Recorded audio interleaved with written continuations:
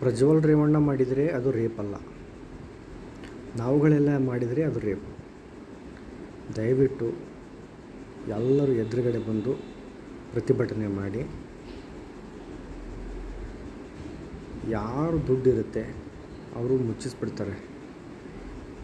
ನಾವು ಸಂವಿಧಾನದ ಪ್ರಕಾರ ಯಾರು ತಪ್ಪನ್ನು ಮಾಡಿದ್ದಾರೆ ಅಂಥವರಿಗೆ ನಾವು ತಕ್ಕ ಶಿಕ್ಷೆ ಕೊಡುವವರೆಗೂ ನಾವು ಪ್ರತಿಭಟನೆ ಮಾಡ್ತಾ ಇರಬೇಕು.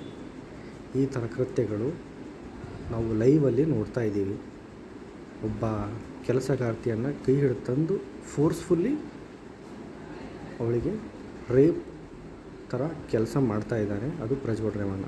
ಅವನಿಗೆ ಜೈಲಿಗೆ ಹಾಕಬೇಕು ಅಂತ ನಾವೆಲ್ಲರೂ ಮುಂದೆ ಬಂದು ಪ್ರತಿಭಟನೆ ಮಾಡಬೇಕು. ದಯವಿಟ್ಟು ಈ NDAನ ತೆಗೆದು ಓಡಿಸಿ ಕಾಂಗ್ರೆಸ್ ಸರ್ಕಾರನ ತನ್ನಿ.